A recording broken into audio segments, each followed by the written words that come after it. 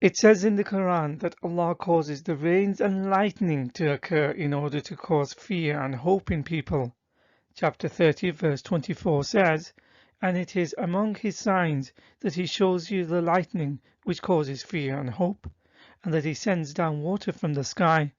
Then he revives the earth with it after its death. Surely in this there are signs for a people who understand." Quran 13 verses 12 to 13 reiterates, "He is the one who shows you lightning, inspiring you with fear and hope, and produces heavy clouds.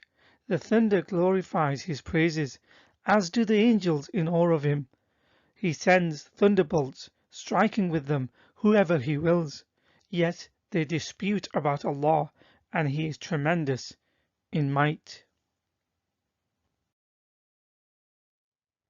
Quranic commentary for verses 13 explains the nature of the lightning. The link is below, albeit it is in Arabic. The relevant sections have been translated for this video. In Tafsir Ibn Kathir, it says in the sections underlined in blue, "Verily, Allah originates the clouds. It speaks in the most beautiful voice, and it laughs in the most beautiful manner." Meaning, and Allah knows best, that its voice is in reference to thunder, and its laughter is the lightning.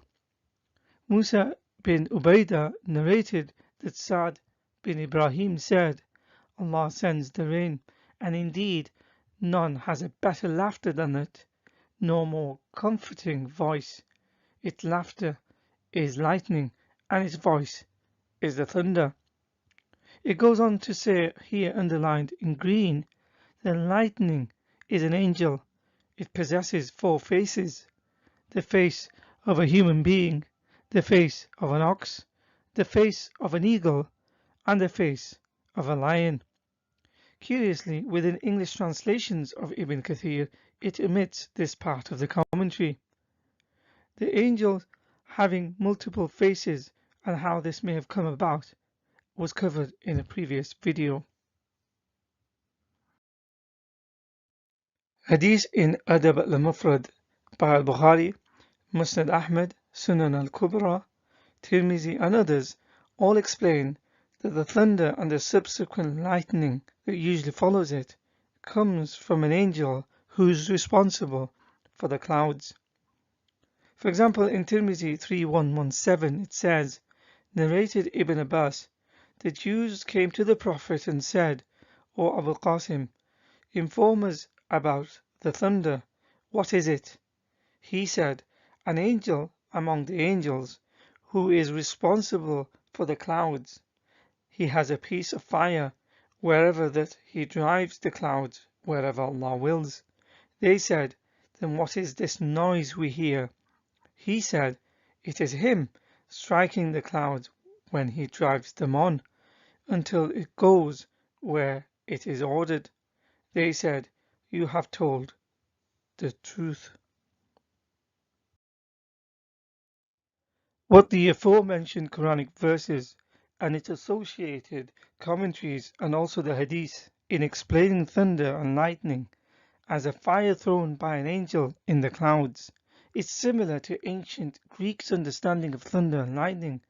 In their case, it was Zeus whose lightning bolt was known as the thunderbolt or master bolt. The lightning was a signature weapon and symbol of power for the god of thunder. According to Greek mythology, it was said to be the most powerful and feared weapon on earth and in the heavens. In Norse mythology, it was Thor, also known as the god of thunder, who took on the role of producing thunder and lightning.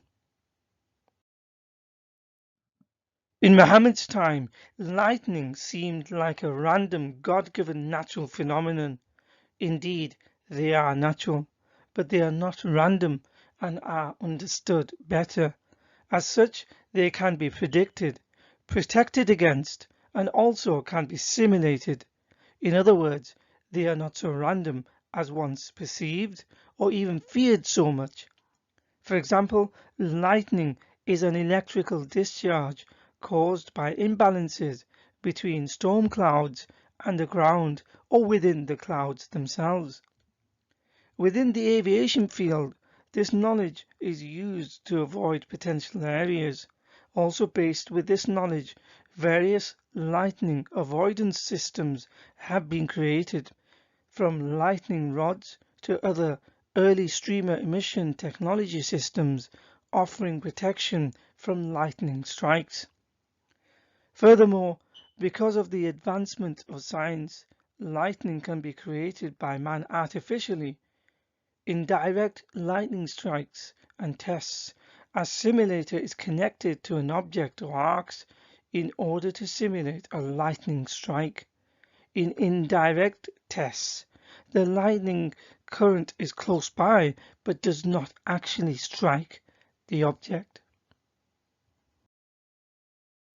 Again, in Muhammad's time, the weather was completely unpredictable, and as none of the science was understood, it was thought to be entirely God ordained. Today, it can be predicted in advance or even manipulated by humans. For example, by looking at the changes in barometric pressure, weather and sky conditions, cloud cover, computer-based models take many atmospheric factors into account. From this, meteorologists can predict using satellite imagery and weather radar. A 7-day forecast can accurately predict the weather about 80% of the time, and a 5-day forecast can accurately predict the weather approximately 90% of the time. Because in Muhammad's time, people thought the weather was completely unpredictable, who lived in drought-prone areas of the world. Muhammad instructed his followers to pray for rain in times of drought. This is not too dissimilar to rain dancing rituals practiced by Native Americans, shamanistic African tribes, and the Wu shamans in ancient China, all of whom performed sacrificial rain dance ceremonies and prayers in times of drought. For example, according to Muhammad's teachings, in times of drought, Muslims are required to perform 2 units for a prayer called Salat al-Istisqa. It says in Jami' Tirmizi 556, Abbad bin Tamim narrated from his uncle, the Messenger of Allah went out with the people to seek rain. So he led them in prayer for 2 rak'ah, reciting aloud in them, turning his upper wrap around, raising his hands, requesting rain, and facing the Qibla. In this Muslim website, there is a video explaining how the rain prayer is to be performed and when it should be done. The link is in the description. Many Muslim countries, due to the drought-prone climate, instead of completing the rain prayer as instructed by Muhammad in the Hadith, or resigning to the fate of the weather due to Allah's will, are now using modern science and technology to make artificial rain by using drone technology, which unleashes electrical charges into clouds, forming them to clump together to form rain. The full link to the article is below. In Quran 24:43, it says that the hail comes from the mountains. Do you not see that Allah moves the clouds, brings them together, piles them up, and then you can see the rain coming from them? He sends down hailstones from the sky, from the mountains. With them he strikes or protects from them whomever he wants. The lightning can almost take away the sight. Hails do not come from mountains. Rather, they are formed when drops of water freeze together in the cold upper regions of thunderstorm clouds. Hail is actually frozen precipitation produced by intense thunderstorms. They form in cumulonimbus clouds when updrafts raise water droplets to an altitude where they freeze. Quranic commentaries confirm that verse 24:43 means hails come from the mountains. This confirms that the term is not a metaphor for hails coming from the clouds that form or look like mountains, as modern apologists claim. This is their eisegesis to correct an incorrect statement found in the Quran. The classical commentators interpreted the Quran as it claimed for itself. For example, Tafsir Jalalain says, "And he sends down from the heaven out of the mountains."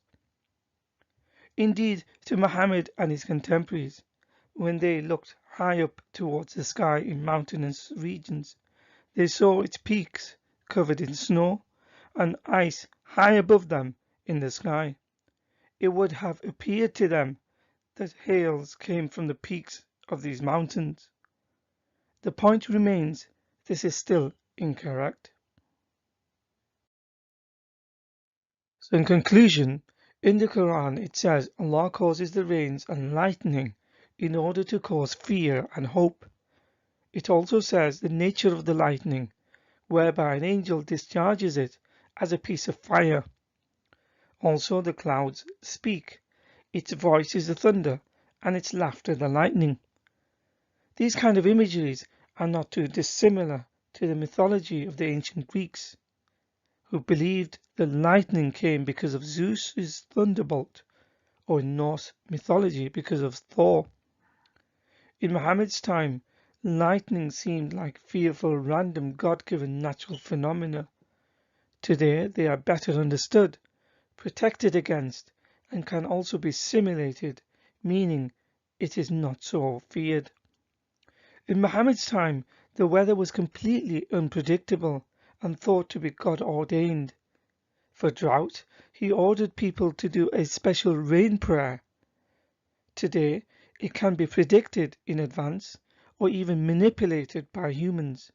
Even in Muslim countries, where they have access to technology, they no longer perform the rain prayer.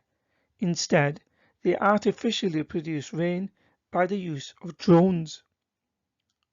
The Quran says hail comes from the mountains, although they do not. Rather, they are frozen precipitation produced by intense thunderstorms.